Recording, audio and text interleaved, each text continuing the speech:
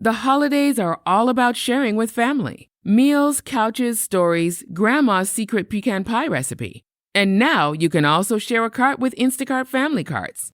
Everyone can add what they want to one group cart from wherever they are. So you don't have to go from room to room to find out who wants cranberry sauce, or whether you should get mini marshmallows for the yams, or collecting votes for sugar cookies versus shortbread. Just share a cart, and then share the meals and the moments.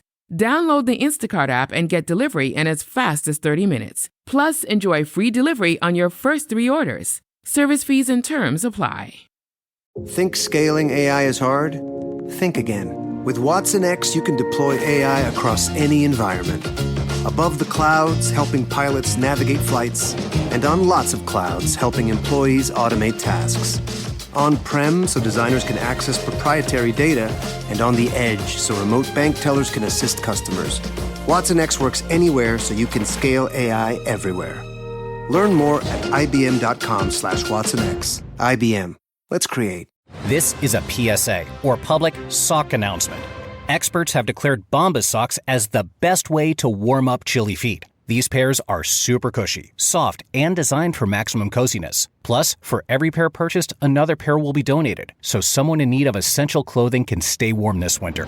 Go to bombas.com/Wondery and use code WONDERY for 20% off your first purchase. That's BOMBAS.com/Wondery.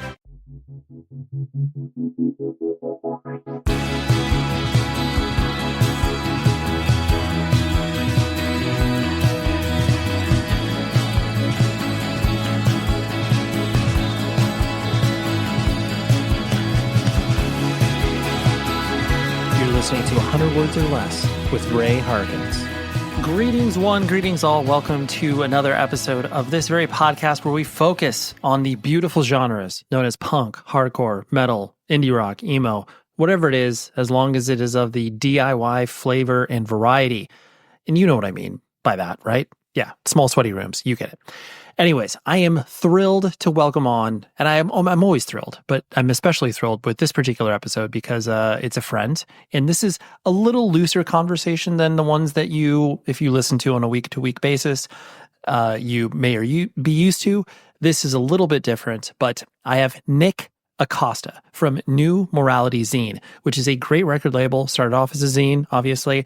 Shout out to Burn, where he got his namesake from. Great song. Covered it many, many years ago, but I digress.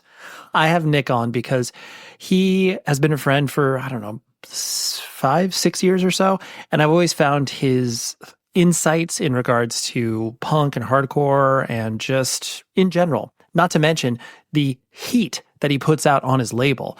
I mean, he has bands like, Downward, Stateside, just recently signed or putting out a record from a band called Mile End that I listen to that's really, really good. And he just has a really cool thing going on. So pay attention to what he's doing. You can find him anywhere on the internets, newmoralityzine.com, and then you'll be able to go into all of those rad places that you need to go to in order to find out more information about all the things that he's doing. But Nick and I are asking a question like, not only why is hardcore so popular right now, but what is it like to run a record label in the year of our Lord 2024 when there's so many different ways that people can obviously find out about music, how we actually talk a lot about the whole shoegaze revival and how social media has taken these bands that are either old or new and put them in positions and places that they never would expect to be. Like, we actually talk a lot about Super Heaven, which is a really, really interesting band. And that reminds me, I need to have Taylor on the show again. Had him on many, many years ago. Regardless, Nick and I cover a lot of ground in a short period of time. So that is what we're doing here. But if you want to support the show, I dare you to go review this on the Apple Podcast page. You can leave a star rating or you can write a review. I read all of those. I really appreciate you taking 30 seconds out of your day to do it because it helps the show spread more widely and hits the people that it needs to hit. On top of that, if you're listening to it on Spotify, you can just leave a rating on there. Helps out tremendously. That's why you hear all of the podcasts you listen to pleading for people to do that. There's a reason, and I'm not going to bore you with it, but if you care about it, you can email me, 100wordspodcast@gmail.com. I love to hear feedback from people and just general notes on episodes or whatever it is that's on your mind and you want to dump it into the inbox. I appreciate that tremendously. And you can also check out my band. I'm playing some shows in December in Orange County and Los Angeles, the 20th of December with 18 Visions. They're celebrating Obsession, and that's their record that they put out 20 years ago, which is just so weird to say that, but 20 years ago. And we're playing with them at the Constellation Room here in Costa Mesa, California. I'm thrilled about that. And then the next night at the midnight hour in the San Fernando Valley, which is a venue I am aware of, but I have sadly never been to until I get to play a show there on the 21st of December. So if you are in the Southern California area, come out. It would be great to have you. Please do that. And then also, I have been really trying to process our world and just like trying to figure out the ways that I can not only interact with other humans and like move on and not sit here and just in a pit of despair, because I know that many people that are, considering themselves progressive, liberal, socialist, whatever you want to call yourself, whatever political affiliation, and are looking at the way that all of these moves that are being made by the incoming president. And I'm not going to go very deep down a rabbit hole, but suffice to say, I'm feeling fearful and hopeful at the same time, because I've seen all of the way that people are processing what it is that these progressive parties need to do in order to be competitive in elections. And I definitely think it's a lot of soul searching that people have to do, not only from a political perspective, but from a personal perspective of what really truly matters to them. So that's what I'm trying to remind myself. And ultimately, you, the listener, you got to take care of yourself as well. Whether you agree, disagree, whatever the case may be, just find the decency in humans that I personally believe to be the case. That even though people are, making some pretty horrific decisions in regards to so many things that are happening in the world, that when you peel away some of those layers, hopefully you'll find good there. And there's hopefully more good than bad, or at least I would like to hope that to be the case. So anyways, let's talk to Nick, because like I said, running a record label in 2024 is very interesting, and it's changed so much in the past 4 to 6 years. I know every 4, 5, 6 years, things change tremendously in the way that people consume music. But Nick and I go over the place and dig deep, and that's what we got. So here we go. Nick from New Morality Zine. Oh, and I almost forgot my weekly recommendations. Oh, man. Fortunately, you can edit, and that's exactly what I'm doing here. But the weekly recommendations. So you can find a link in the show notes that is a Spotify playlist where I've been recommending new music on a weekly basis for this entire year, and I'm probably going to continue to do it because it is really fun to find out about music, new, old, whatever it is, but putting it in some context before you're just like, oh, listen to this band from some random thing you heard about or saw online or whatever. This is hopefully a little more, vetted and trusted source, as it were. But this week's recommendation is a band that, frankly, I don't know very much about, but they're called Bosses, and they just released a record called Many Worlds. I do know they're from Chicago, and they have that whole shoegaze thing going on, but it's a very diverse record. It's 7 songs, and it kind of goes all over the place. There's heavier shoegaze stuff, and then there's just heavier stuff. There's contemplative songs. It's really, really good. It just algorithmically got into my feed, and normally I'm, reticent to check out bands that get tossed in that general direction from me, but this stuck, and I really, really enjoy it. So anyways, that's the weekly recommendation. Now, for real, let's talk to Nick from New Morality Zine.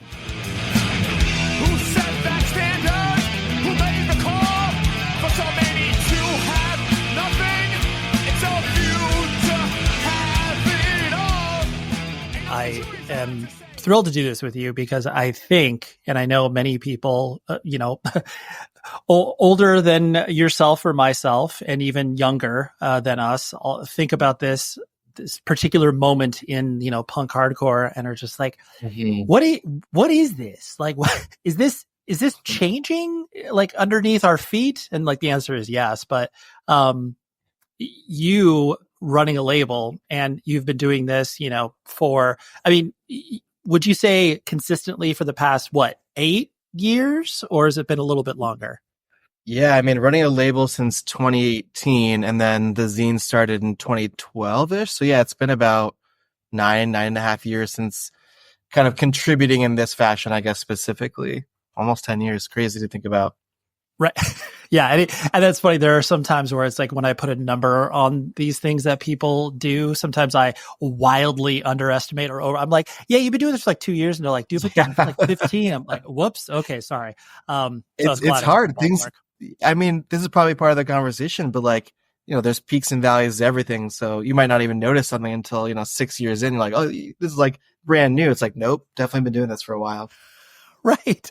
Totally. So watching how people not only interact with your label as far as like the, simple dollars and cents of, moving units and all the business principles that exist. What have you noticed that, has changed, I guess, it maybe even, bigger picture from when you started releasing records, or in the smaller term or shorter term? What have you noticed that has, I guess, changed, which I realize is a big question, but yeah. And change like for me specifically. Yeah, you specifically. And then we could obviously broaden the scope to, your observations just as a normal human going to too many hardcore shows. Way too many. Yeah.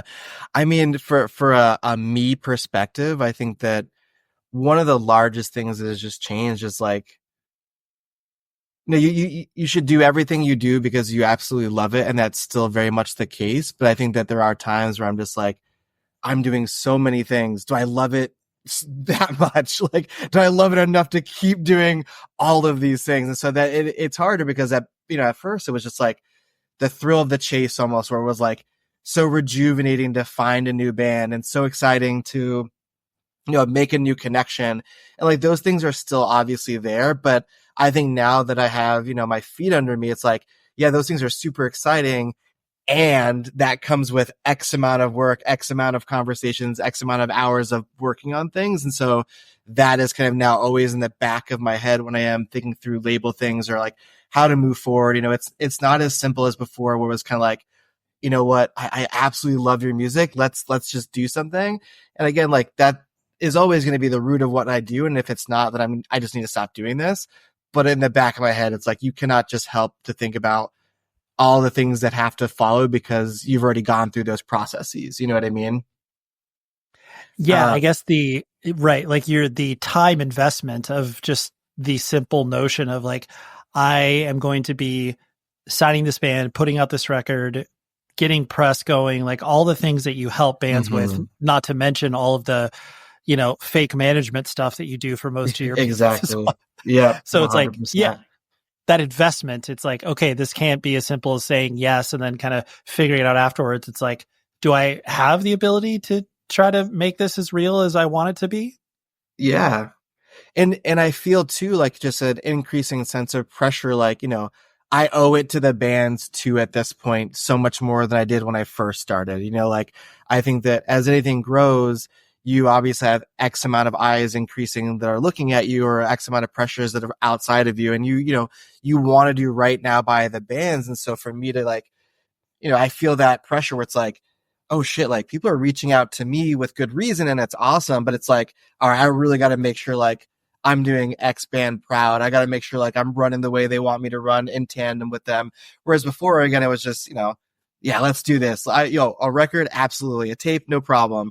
So there's a lot more things to think through on both my end and also just like making sure that I'm meeting the goals of the band that they have for me and that they have for themselves ultimately.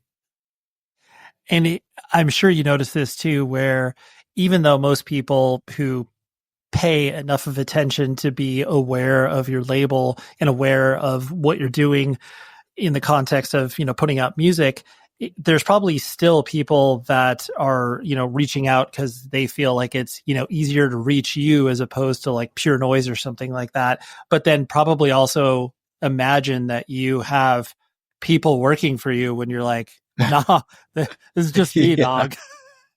Yeah, no, 100%. That definitely happens a lot. And I think that, and I take those things as like a point of pride almost, where it's like, oh man, it's a very like Wizard of Oz type thing where it's like, I can portray the illusion that I have, people on the quote unquote team supporting me in the background. And it's like, I obviously definitely have a lot of people helping me out in specific ways. Like I have James Carroll, who's been on your pod and does Flower Fest, who's helped me with, ads and all of those things. But like, those are always those people. But, the day-to-day grind, like the responding to emails, following through, like that is still all in my hands. And so, it's funny when I do get messages because they'll kind of be like, hey, NMZ team. And it's like, yep, just me over here on my laptop or like, on my phone on the train responding to your message.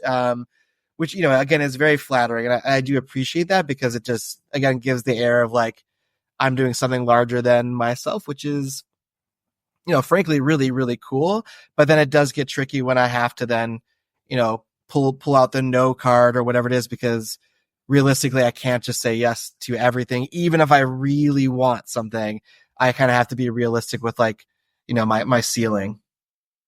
Sure. Absolutely.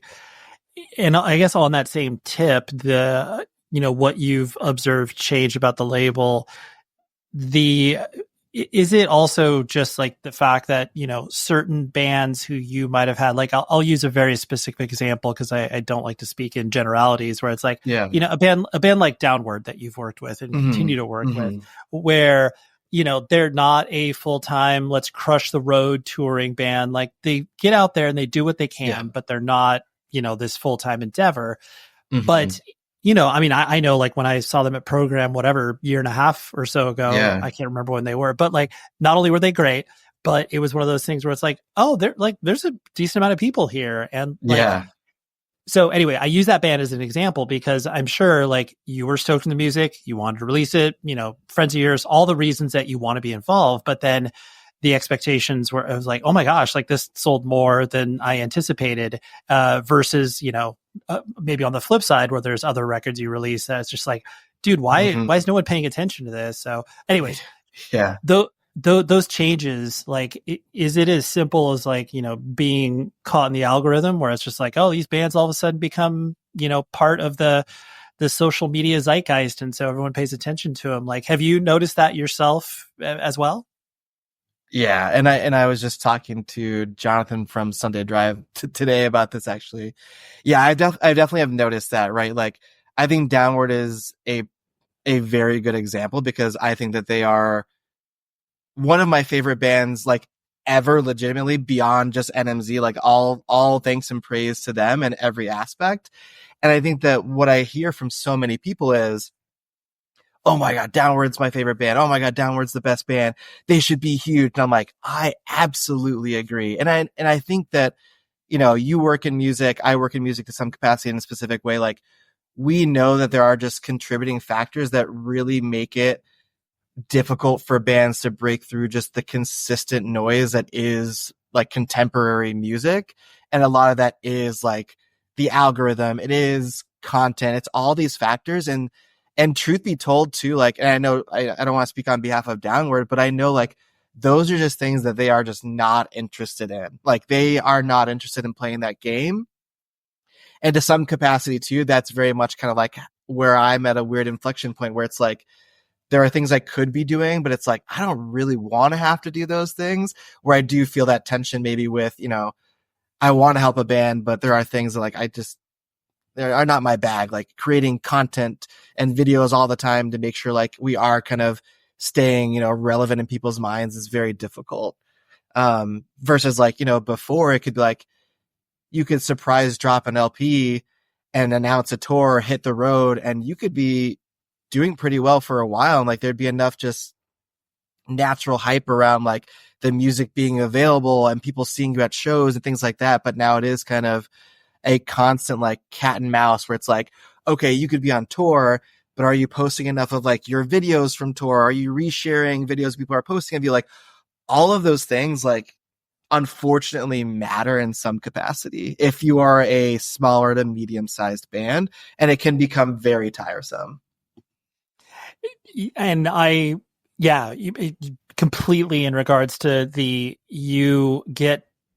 once you get on the treadmill, it is extremely hard to remove yourself from it to then think that you are still doing enough. Like if you're, to your point of just being like, it's very difficult to imagine, bands like, Super Heaven or Downward or whatever being like, all right, we got to get on TikTok because like, that's where our song is. Like, so we got to make sure we're present and do goofy videos or whatever. But it's like, you do feel like you need to be a part of it. But then once you're on there and you're just like, well, God, I have to keep doing it. And then it just becomes, you're on that treadmill and you can't get off. Yeah, exactly.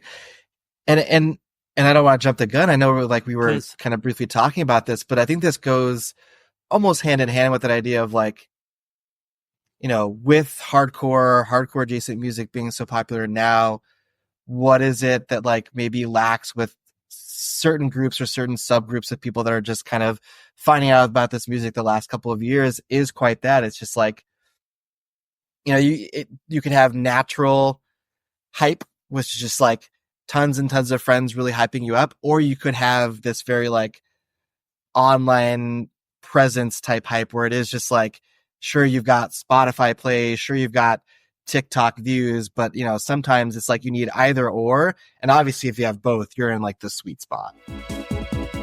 My friends, you love merchandise and you love to go on the internet. So how about you combine both of those things and go to evilgreed.net.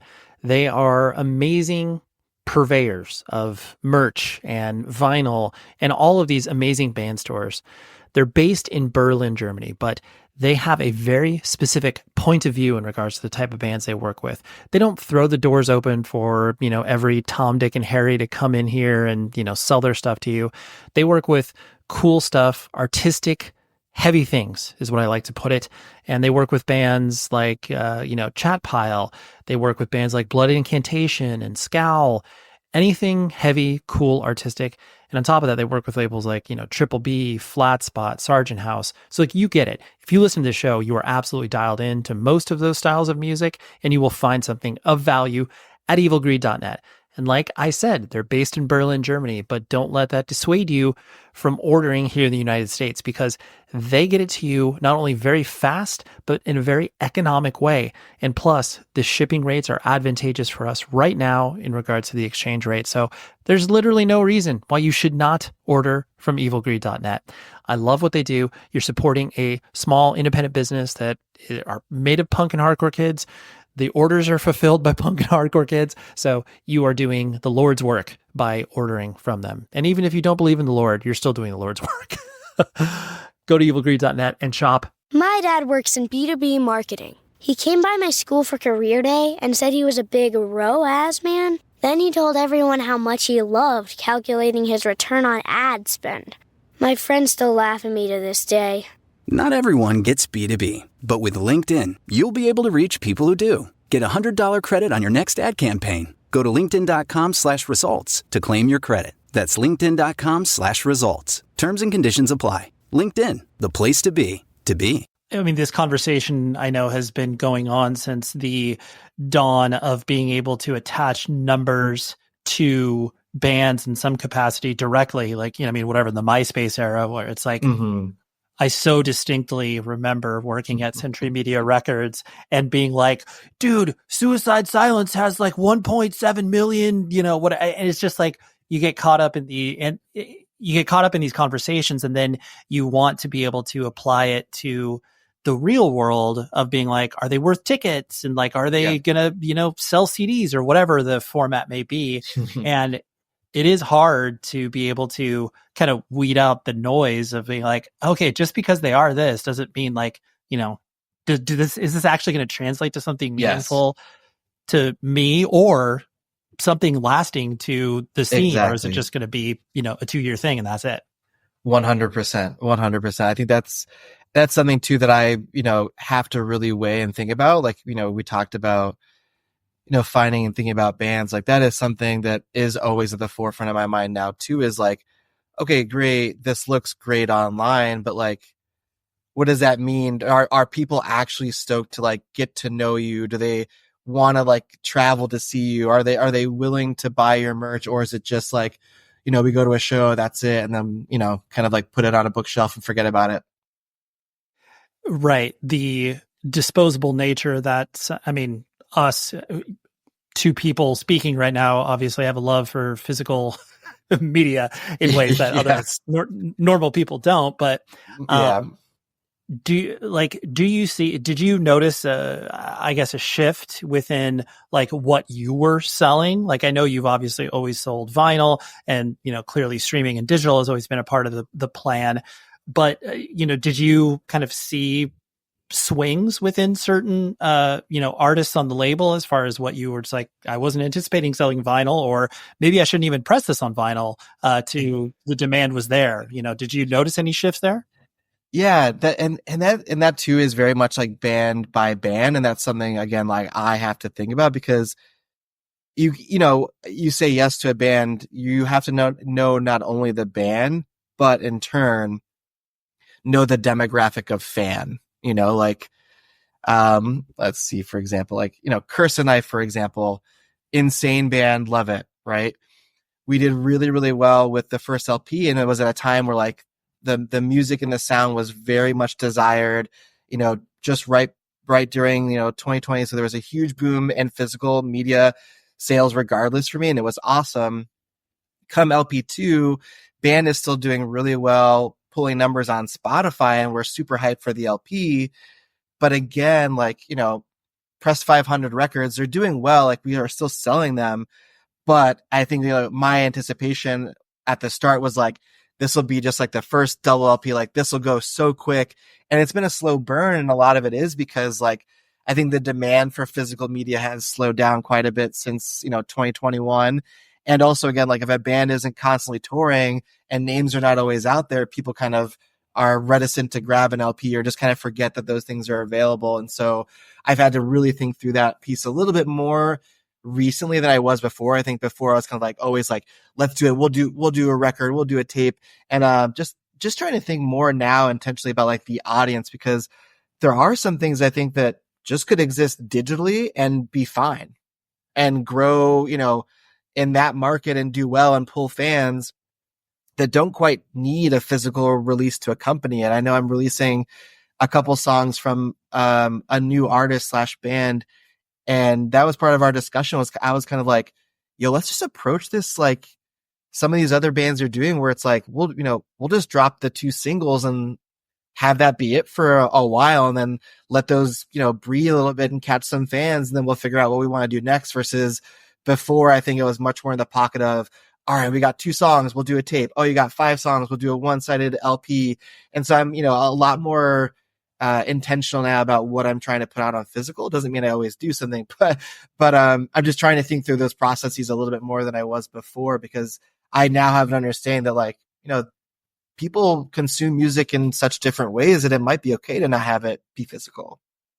Mm-hmm. Sure. Or physical yet, at least. You know what I mean? Like, it could be possible that an EP that I'm putting out in November that's digital only is going to be widely desired, 4 months down the line. And it's okay maybe that at that point to do an LP or whatever it might be. Right. It's like the proof in concept idea. Exactly. And I think that's tough to do when you're working with a label my size, is because, again, you're working with a smaller label, working with, newer and upcoming bands, and nobody knows quite yet how they're going to do, right? Like, there's still not enough proof in the pudding to say, yeah, let's for sure. And so, definitely something I think about, because when I do look at bands that I've worked with that have made the jump to other labels, sometimes it's like, damn, like, yo, I did so much legwork to help you out. Like, let's go. And it's like, again, a point of pride, but then it's also like, oh man, I wish I just had a little bit more time to do this with you, or to, to kind of ride along with you a little bit longer. Right.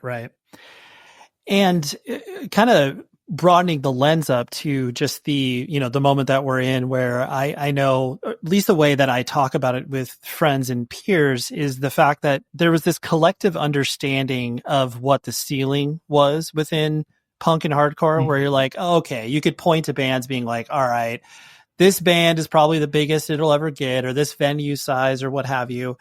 And now I think the ceiling is so like unclear and nebulous. And like, it's easy to point out to bands whether it's like, oh, Knocked Loose or whatever.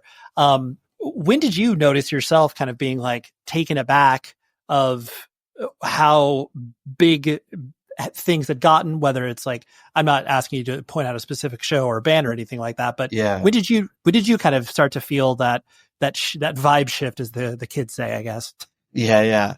And it's tough to recall because, as we joked about like time with running something, like 10 years is some hardcore kid's lifetime. You know what I mean? So it's like, when I think back to like, when did I first kind of notice this? It could have been 10 years ago. I think I could argue that very much 2018, I think there was I think there was like a preemptive spike. And I think we could look to different reasons for that. Like, obviously you've been in the podcast game for a very long time, but I bet you could also pinpoint, okay, there's a spike in podcasts talking about X type of content. I think we're going to see X type of content also become more popular. I think we saw that right around 2018, where we saw a brief spike in kind of hardcore culture.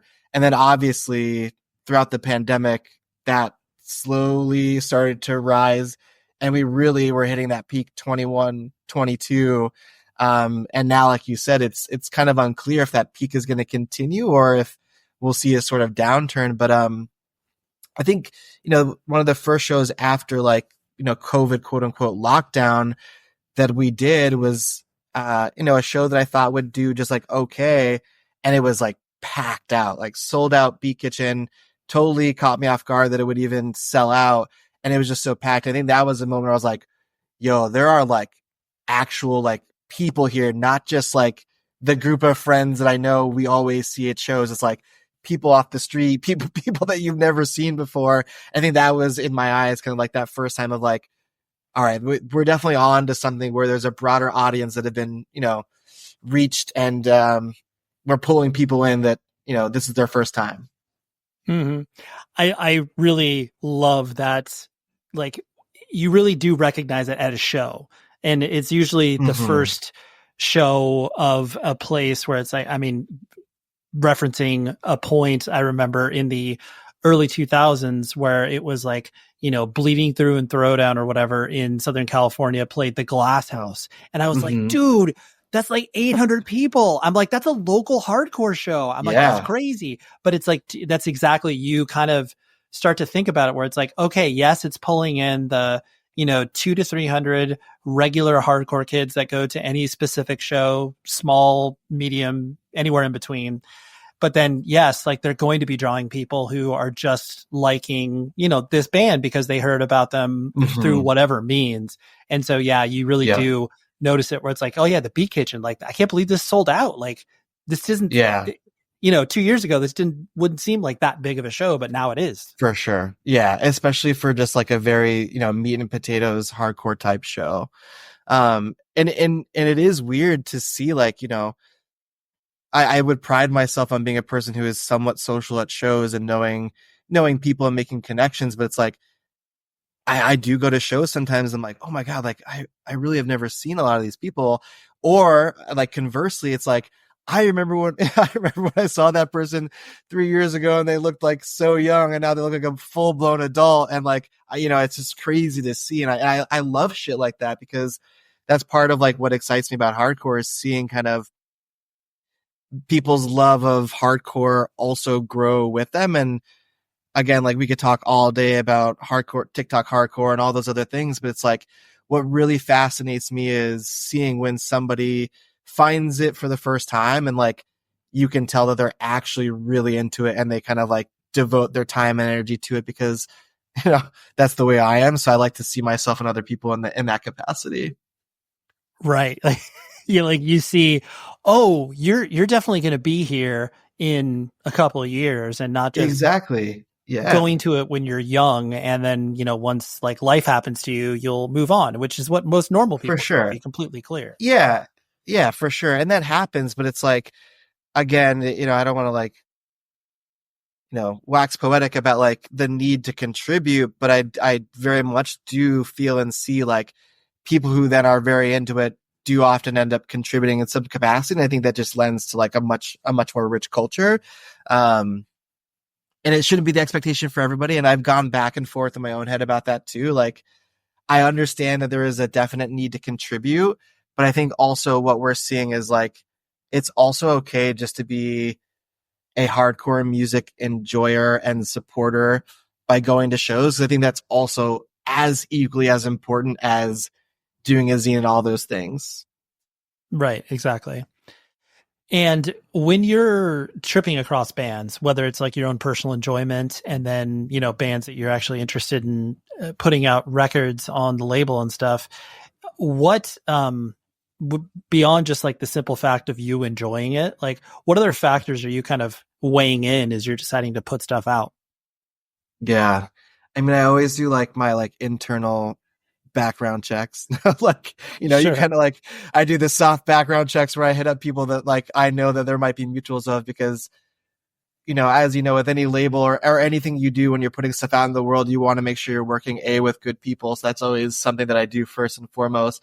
And then just try to get to know people, because again, this is not a transaction. Like, this is a relationship, and for things to go well, like, there has to be mutual levels of respect. There has to be like mutual understanding. So that's something I try to get a feel of with people and stuff before I do kind of say yes or no to things. But, to be honest too, there are times where like, I just want to do it. So I hope everything goes well after the fact, but, try to be very conscious of that. Just kind of like, I think more so now, especially as we continue to think about the label being in a much different place than it was even 3 years ago, is more so like, try to talk with the band about what their goals are. Like, not to sound like a job interview, but sometimes I'm like, what are the aspirations of this band? Because it is a financial hit sometimes if a band doesn't plan on touring or playing shows.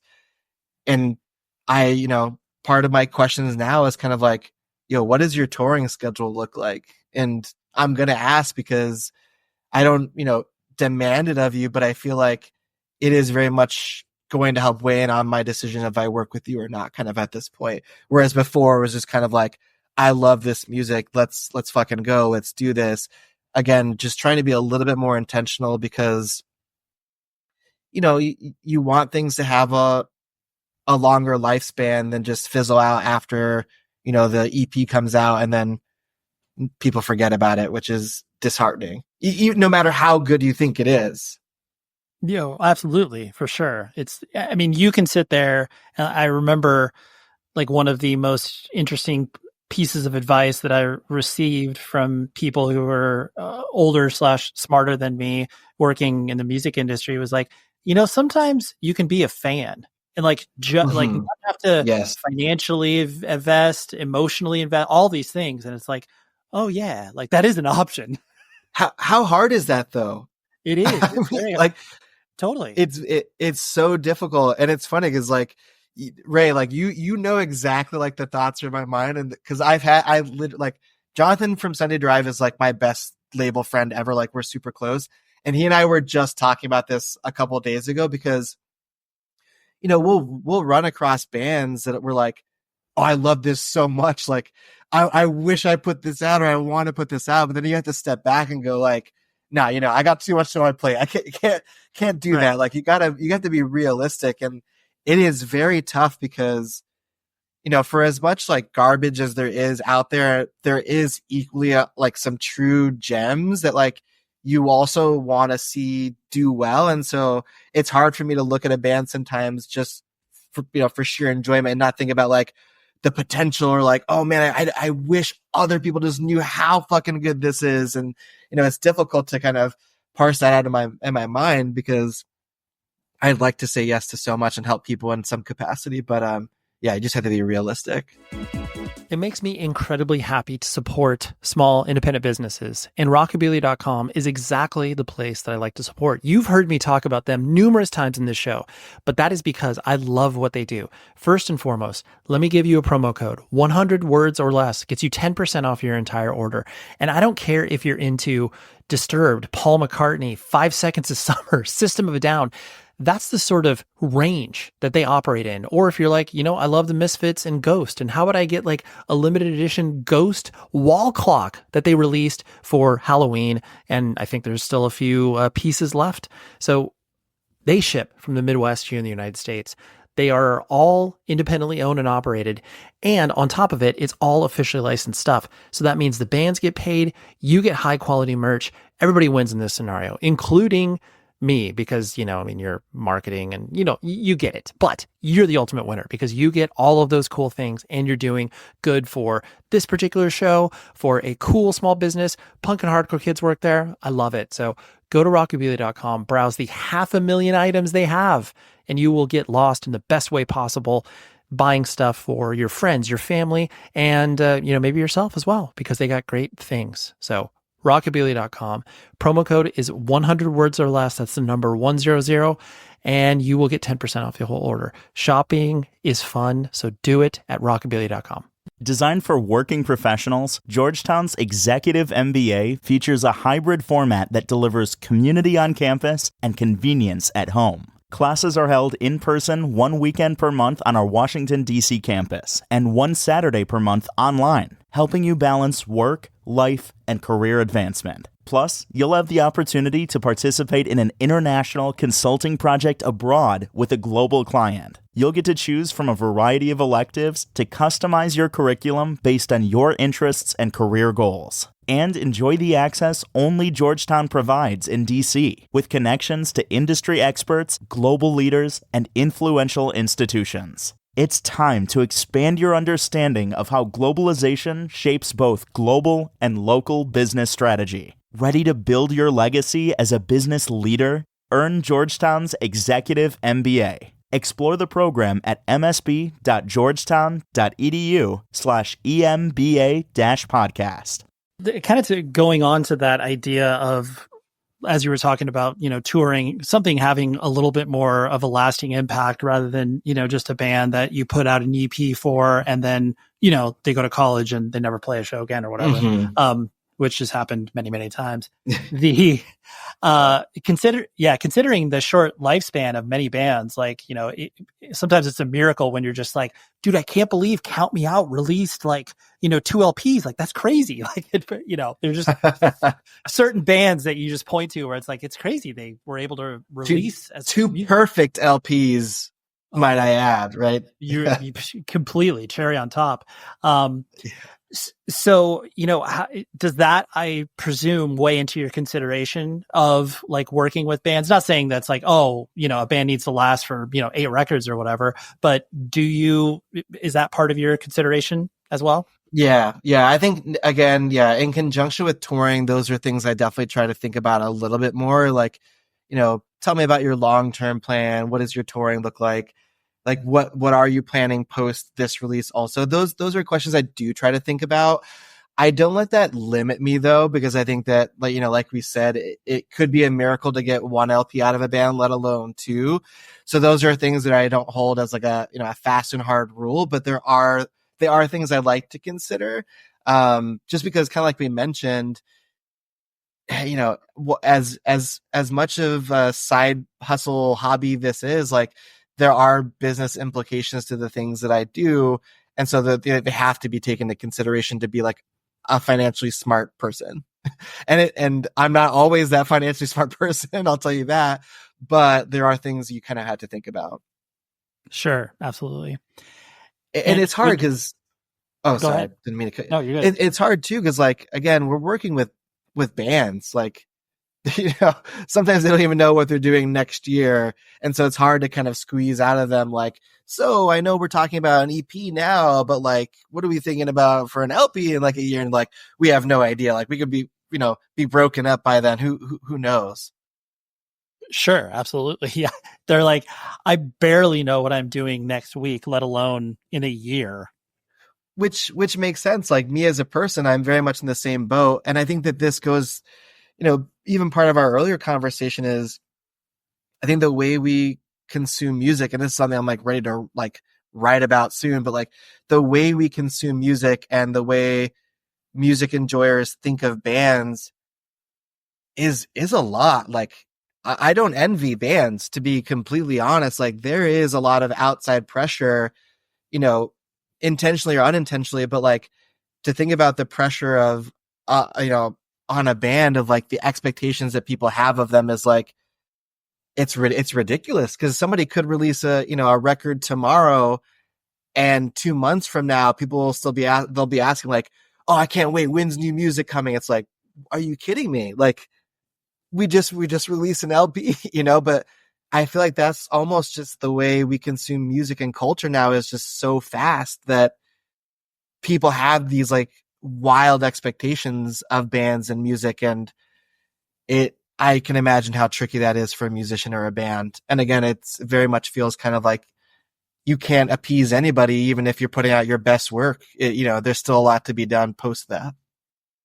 Yeah, absolutely. Right. It's always the "what have you done for me lately" argument. Yeah. Just like, dude, like, I literally just played Chicago yesterday, and you're asking me when I'm coming back. Like, yes, I don't know. Yes, yeah. Totally. I think people need to give bands a little more grace and a little more understanding, and like, I don't know, just kind of recognize, like, they can't all be like, because there are bands out there that are crushing it, and they are able to do those things, or like willing to put in the time, and like for some bands just not realistic. And so it's like, enjoy the art that you do get, enjoy the time that you do get. We can't be so greedy and like, just want to consume. Oh yeah, absolutely. It's, you sometimes are not given a choice, and then it's like, okay, if I can't consume more music, that's obviously why I need to get the 45th shirt I have of this particular band, because you just exactly. can't do a show without that. And you would hope, yeah, you would. No, totally. I mean, I'm there, and again, this is like a mentally unwell person we're talking about here, of just the idea where I was like, I have to convince myself to be like, I do not need another Bane shirt. Like, stop it. Yeah. You're an idiot. You got like 15 already. You're fine. Yeah.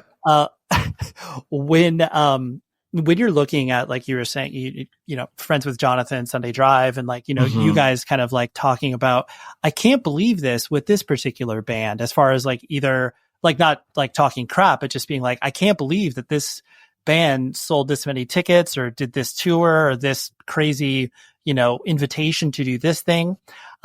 What's been, I guess, surprising for you with, either a band that you've worked with, or, friends bands or whatever? What are some surprising moments of things that you're just like, really? Like, that's like, I didn't even believe that was possible, or I didn't even believe that was even something that could be on someone's radar to ask this particular band to do this thing. Yeah. That's a good question. I mean, there are so many. I'm a huge Military Gun fan, and I've known Ian casually for a while, and like, we've met once or twice when we crossed paths in the Pacific Northwest. And I remember just early on, when I would hear his name, like, I knew he was hungry for like art and doing what he loves. And so to see the level at which a band like Military Gun has grown is like, it blows my mind. And it's so cool. It's so cool to see. I think it's awesome to see like somebody who, their only goal in life, so it seems from an outsider's perspective, obviously, is to create art and have people understand, acknowledge, and enjoy their art, and to see the lengths at which they've gone to have that art be out there is like wildly awesome in my eyes. And so I think it's like a really good example of just kind of being like, holy cow, like, you really don't know where what you do could take you if you are really willing and able, and have the time, et cetera, to do those things. So that's like a really cool example for me to see happen. And speaking from like an NMZ lens specifically, with Prize Horse, one of my bands, like when we were gearing up to do their LP Under Sound, I remember we had talked like loosely about like if they were so interested in releasing it with me, do they want to shop it around for their options? And ultimately we're like, oh, let's do it with NMZ. It seems still right to do it here. And we were kind of in the the workings of planning out like the rollout for the album and what we wanted, and just as soon as we started doing that, like the dominoes were falling and hitting all the right spots where it was like, we they recorded with Corey, which is huge because Gleamer is great and everything that Corey touches in my eyes is gold. And like working with somebody like Corey obviously extends that band's audience, etc. Then we had somebody who is local to Chicago who reached out to me about helping with press, and they were like super, super influential and helpful for how well that record did. And like, I'm so grateful for that. And so just like seeing all those little pieces kind of come into play and then looking at where the band is now versus 2-3 years ago is like, it's so incredible to see. Like, I remember, they did an Audio Tree session not too long ago. And I remember like just rolling up to meet them there. And I was like so ecstatic and excited about just the opportunity of me being able to go into Audio Tree with some, like a group of people I love, to see them do that was just awesome. And so, again, it's really cool to see like bands just be given those opportunities when they put in the work or, had the right connections and met the right people. And just, it was awesome to know that we did everything so well that like they're kind of benefiting, from their hard work thus far. And I mean, at this point too, it's like the ceiling is the limit for them too, so to speak. I can see them just continue to grow. And I'm really excited about the potential that band has and what they'll continue to do.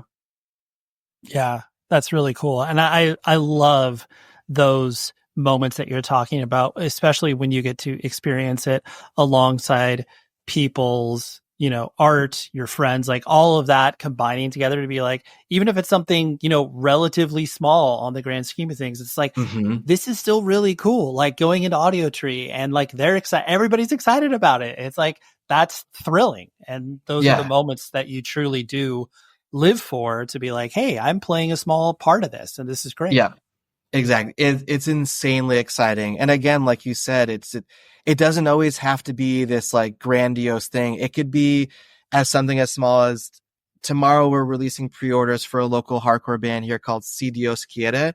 And they've been like really good friends of mine for a long time. I met Louis when I first moved here, and they are putting in the time and work in the local scene and have like a very huge, strong following. And like, I'm looking for them to get more national attention, but talking with the dudes and then being like, I can't even believe like our songs are going to be pressed onto vinyl. Like, this is like insane to me. And it's like, that is honestly like the most exciting shit to hear, because it's like, in my eyes, I have such a small part, but like to see how excited they are that people will listen to their music on vinyl is just like, just flattering. It's just super exciting.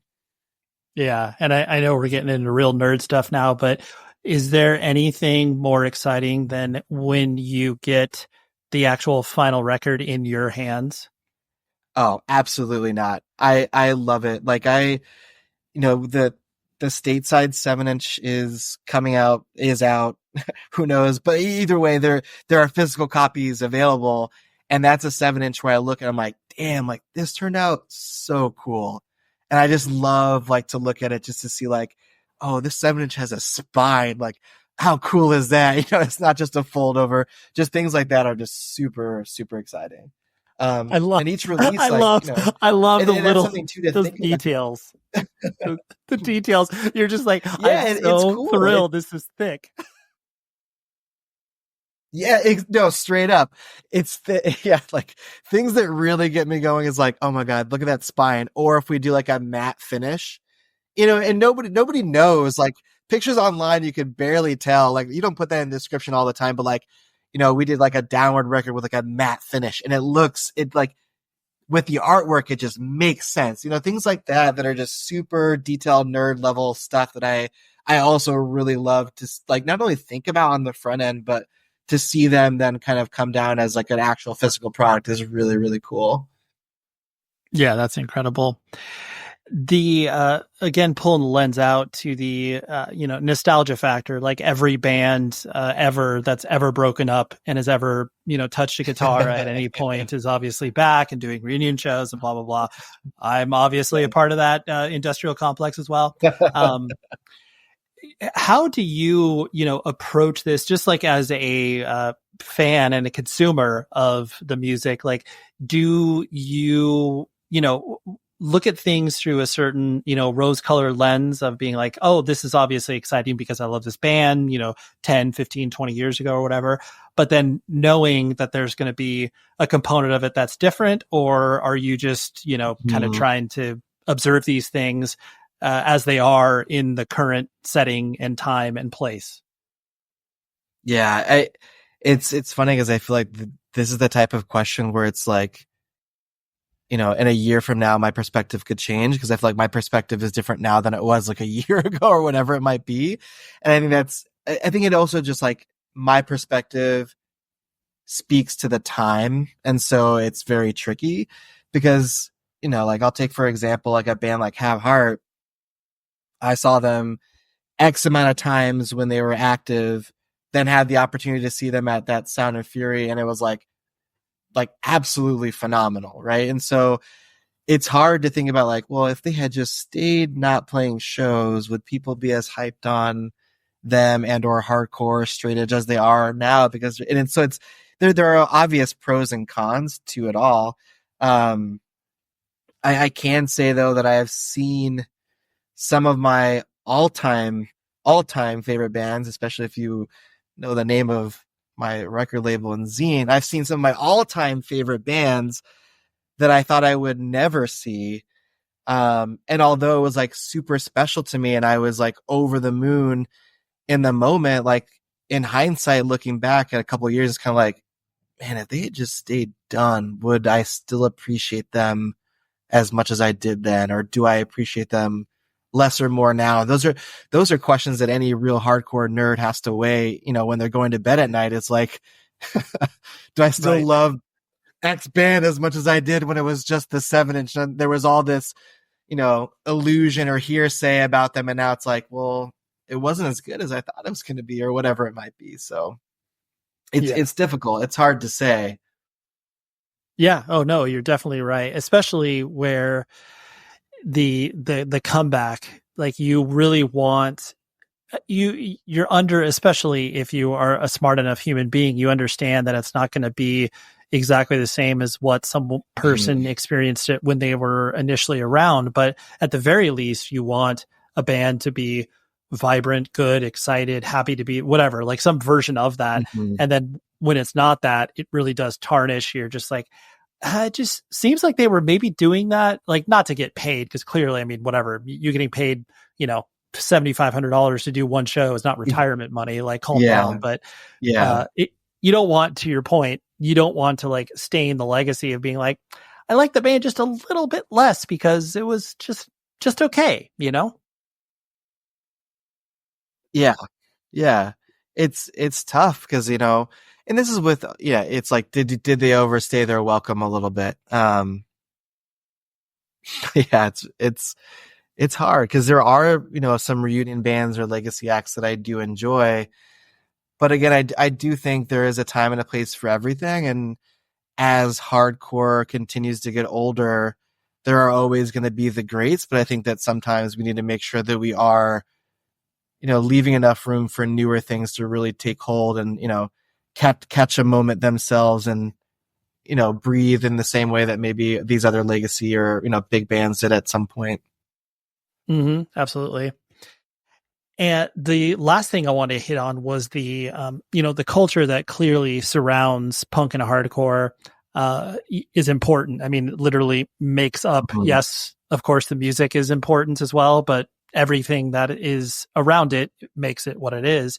And clearly there's the, push and pull nature of what many of us feel, where it's like, it's great that these bands are being able to play to more people and introduce people to all of these cool things that we care about so much, whether it's, vinyl or whether it's, animal rights, political rights, vegan, whatever, all of the things. But clearly there are people, like you said, they're just going to a show just to experience, the loud, heavy music or whatever. How do you kind of observe that push and pull? Like, is it obviously there's nothing that we can do to control it, but, do you think there's, I guess, negativity surrounding that idea besides the dumb kids on the internet that are just arguing that, hardcore shouldn't be this big or whatever? Yeah, the internet is a terrible place right now, I think, for this very argument. And so I'm gonna ignore that whole realm because I think that's very different. But I think that in terms of like, the quote unquote day to day, my hope is though, that if people are coming to shows just to kind of enjoy loud music, that they are being like understanding of the culture and thinking about how this is very much a very big part of other people's lives, and like to understand that to a capacity, and also just think through like,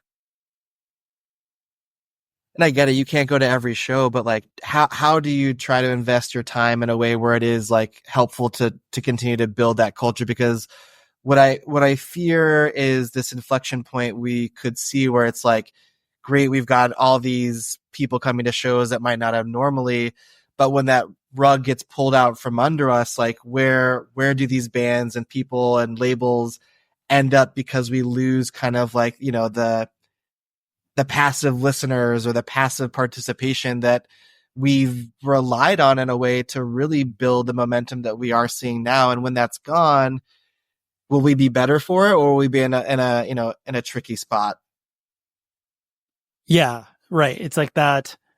I always get flabbergasted when I either read comments online, or I've heard other people in real life articulate the idea of bands like Rage Against the Machine or Rise Against, and be like, man, I really like the music, but I can't get into the message. And it's like, what?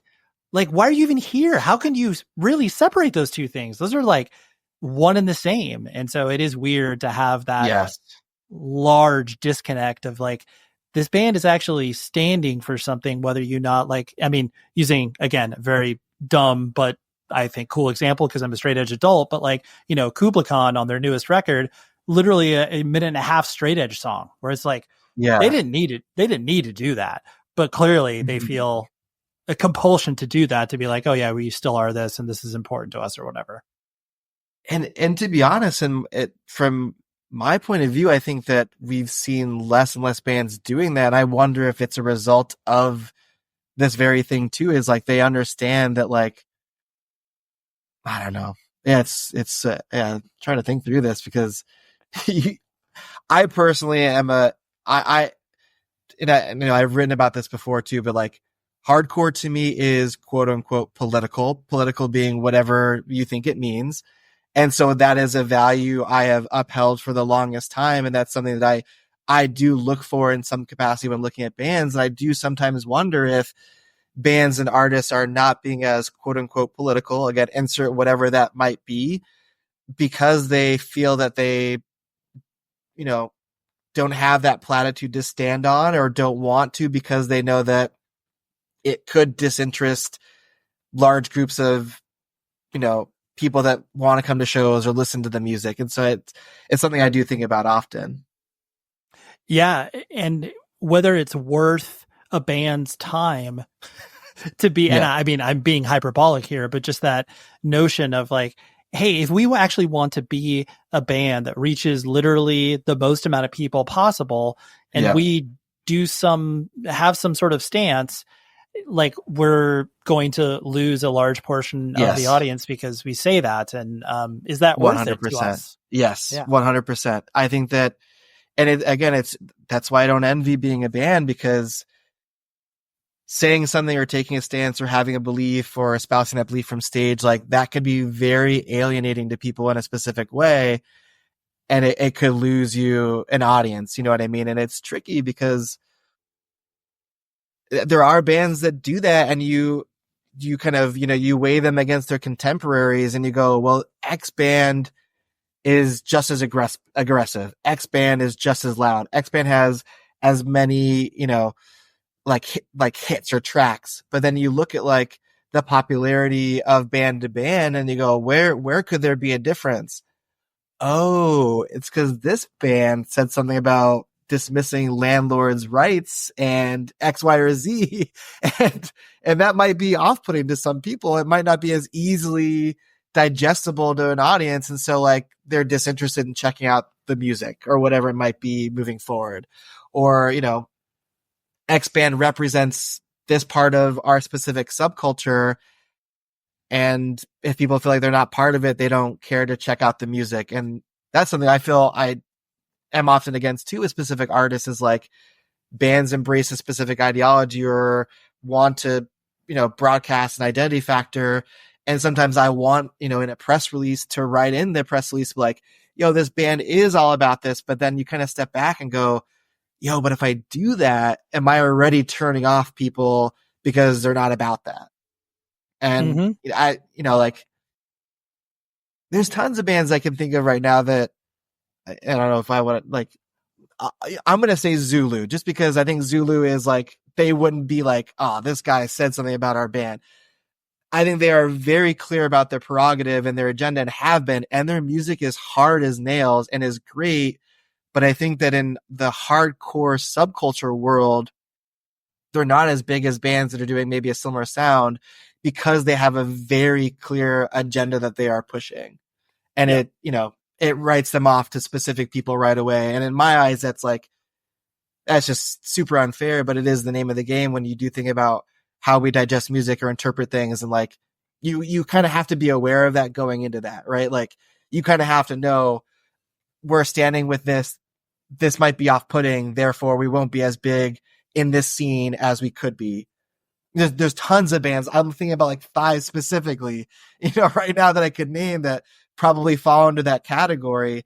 And it is disheartening in a way, because again, like, we are seeing such a big rise in popularity of this music that, like, if these ideologies could also, curtail the music, man, I'd be all about this being a big subculture. But when those aren't following that, then it is kind of disheartening.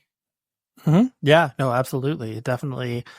You wish that the band could get as large as other ones that sonically sound the same, but obviously don't have the same, opinions, undercurrents, everything that's pinned to them. So yeah, I totally get that. Yeah. And it's not that every band needs to get up there and say something always, but I think like there has to, with hardcore, there is undoubtedly an unspoken ethos that sometimes like you want to make sure that that's also carried with the artist, the music, the fans, etc. All right, there you go. And if you have opinions on what Nick and I spoke about, you can email us or email me, and I can pass the message to him if you have something to say to him. But 100wordspodcast@gmail.com, because like I said, this conversation was a little bit different, went in a few different places. And normally I'm not as like timely in regards to really discussing like this particular moment. But, this felt like I felt like doing it, and Nick was very kind and obliged to me. So yes, thank you very much, Nick, for coming on and pontificating about the popularity of hardcore and where it's going and what we're going to see over the next couple of years, all that stuff. So shout out to Nick, and also shout out to you. Thank you for listening this far into it. Next week, I have the beginning of my New England metal and hardcore conversation series. I traveled out there, 2 or so months ago, captured some great interviews with people all across the board. But next week, I will be releasing the conversation I had with Jesse from Killswitch Engage, Jesse Leach, that is. And I had him on 6-7 years ago, and they were celebrating their, I think, 20th anniversary of being a band, and they played amazing songs spanning their whole career. And Jesse, it was very sweet because there was literally one press opportunity that they decided to do for this particular, event, festival, and it was with my little show, because Jesse and I, we kept in touch, and he enjoyed the conversation that we had previously. So anyways, I was excited to have that. So Jesse Leach from Killswitch Engage live at New England Metal and Hardcore Festival. And that's what we got next week. So until then, please be safe, everybody.